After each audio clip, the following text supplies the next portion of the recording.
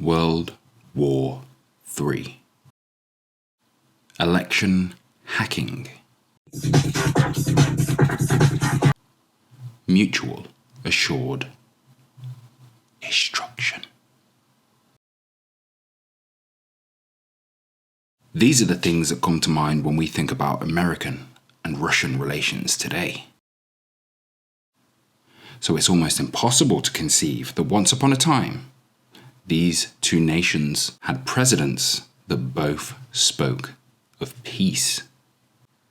That's right, in today's video, we are going to talk about JFK and Khrushchev.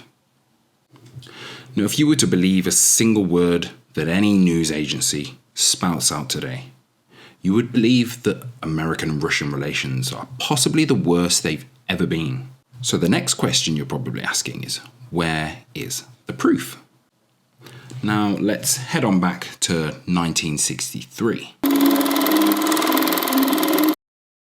When, on the 10th of June, JFK delivered his peace speech.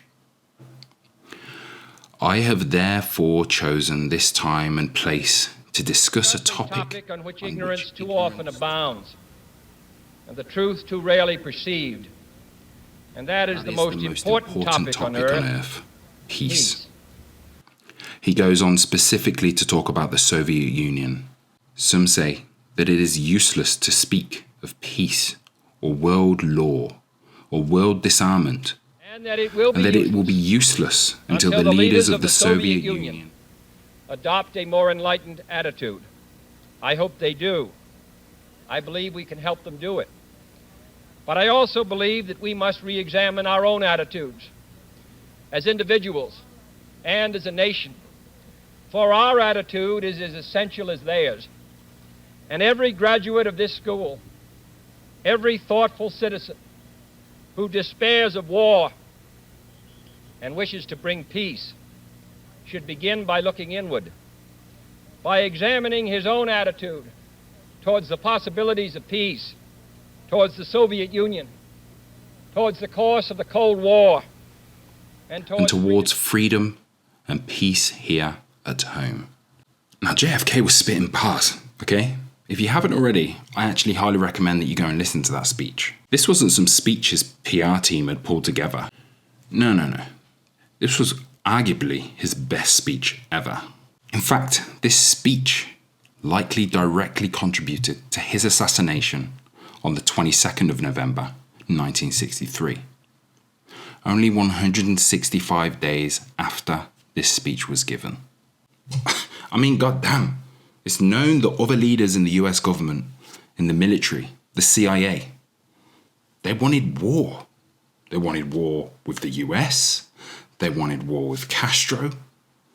They were just hungry for war.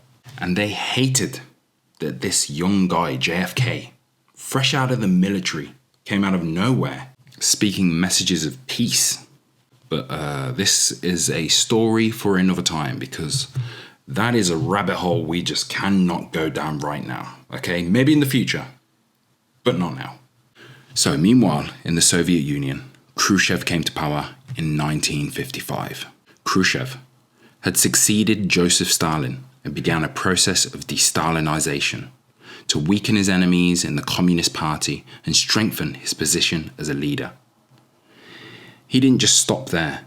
He began to change party policies and spoke of a peaceful coexistence and improved relations between the Soviet Union and the United States, which was a dramatic change from previous leaders' attitudes. Essentially, JFK and Khrushchev were willing to say, fuck it. Let's just put all our cards on the table. Capitalism versus socialism. Let's see whose economy grows better. Let's see who does better. Winner takes all. Am I saying that these two just figured it all out?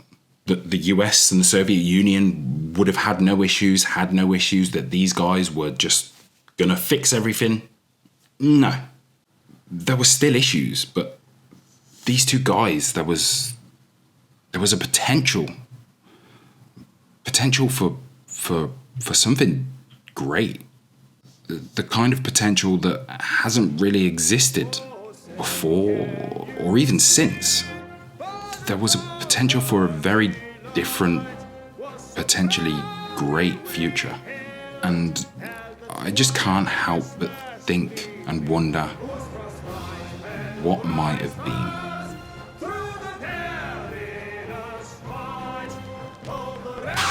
So that's it. Thank you guys for watching. It was short, it was sweet. Hopefully you found something out that you didn't know before today.